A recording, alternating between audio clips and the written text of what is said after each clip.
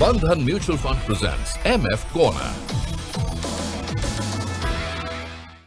Hello and welcome to the special Mutual Fund YouTube Corner. On the show, we discuss everything about mutual funds, some strategies when it comes to mutual fund investing as well, and the fundamentals as well, and some updates in the mutual fund industry.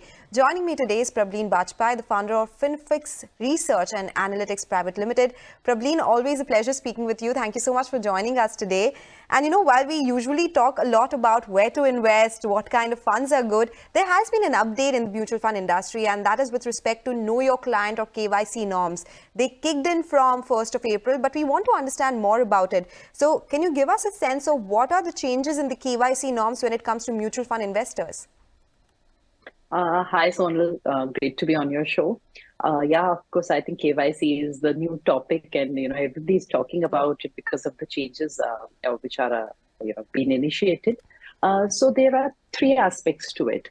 Number one, that the KYC documents, along with your PAN card, there is always a document which is submitted as your proof of address.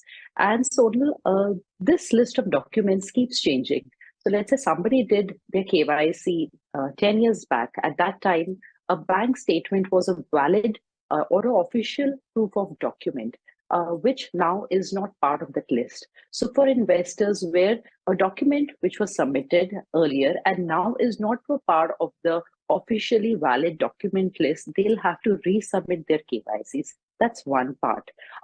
Second part, for those where an officially valid, which is still relevant, those documents were submitted, but your mobile numbers or your emails, they are probably not linked, or there is some issue there. There are various processes, online option as well as through an update form, where this needs to be validated whether your mobiles and emails are correct. So two parts to the KYC issue, and also a third part that which will be in place soon, where the income tax office has asked again, in consultation with SEBI and the KYC agencies, will be ensuring that the names of investors are exactly the same as per their income tax filing, as well as the date of birth. So these are broadly the changes which are taking place. And of course, it has created a bit of commotion because wherever there is a bit of a problem, the KYCs will go on hold.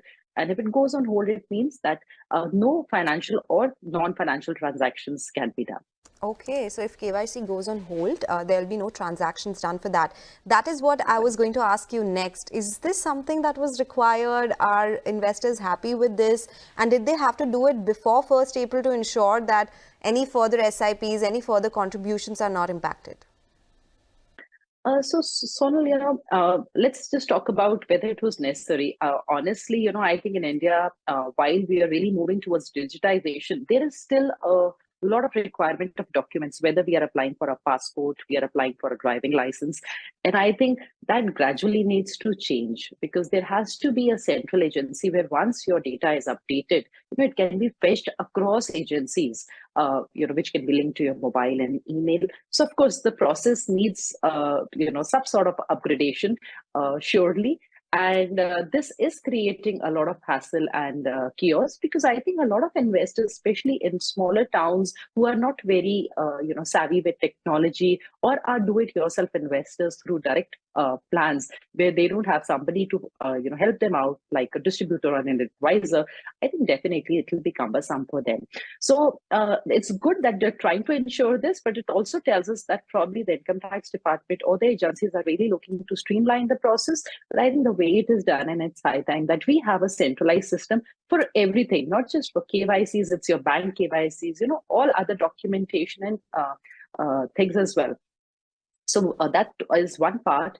And of course, the KYC requirements will, this whole process will bring a bit of a problem for investors. So usually if you are an advisor, we are getting emails which we got in the month of March with a list of clients where the documentation was not as per the valid list. So we did start with the process. So for now, while we are resubmitting the KYCs, none of the KYCs has actually gone on hold. So I think even when we check with the agencies like CAMS and Karvi, there is a bit of confusion on exactly when they go on hold. We are seeing in some cases they have. So I think they are still sort of evolving, even the links that they came up with for updating mobiles and PANs that came up later, mobiles and emails, sorry. So I think the month of April can be a bit chaotic overall for investors. That happens with any other new rule that has come by. But I do take your point, because there are so many deletions and additions, especially for investors in tier 2 and tier 3. It is a sudden change that has come by, and they're not able to keep up unless they have an advisor, unless they have somebody they can go ahead and ask for these changes. So it's not only for new investors, even the old investors have to go ahead and make those changes, right? Just clarifying that. Absolutely, absolutely. In fact, Sonal, it will be easier for new investors because they will not be, their KYCs will not be accepted if now they are not as per the latest regulations. The problem is actually for old investors, because at that time they were taking the utility bill, your electricity bills, and your BSNL numbers for your KYC. And now all of that is not accepted. So, for them, it's a whole process of reapplying for their KYC. So that's going to be cumbersome for sure. I totally take that point. So last question before I let go of this conversation. Is this only in case you have to take a client on board, or even if you want to redeem, you have to have these KYC documents in place? Absolutely, Sonal. So unless and until the KYC is not updated, even your redemptions can go on hold.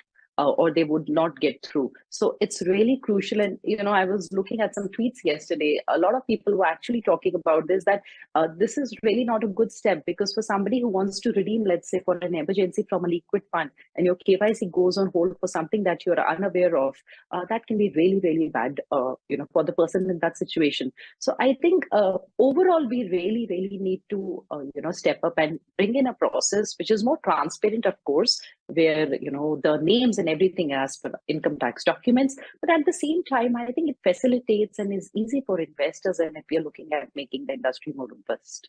Okay, they are, but again, as we discussed, it has not come suddenly. Of course, we kept getting those pop-ups in their mutual fund accounts, right? That go ahead, do this KYC, but it's just document changes is something that I don't think everyone is so comfortable with. Compliance without documents is something, or lesser documents is something that investors would like. Praveen, thank you so much for joining us with all those details and explaining all of it to us so patiently. So these are some important changes that everyone should be aware of. And if you are getting sudden pop-ups or sudden requests asking for new KYC documents, go ahead and do it right away, because this is very important. Otherwise, there will be issues with your mutual fund account. Thank you so much, Praveen, for joining us, and we'll speak to you very soon.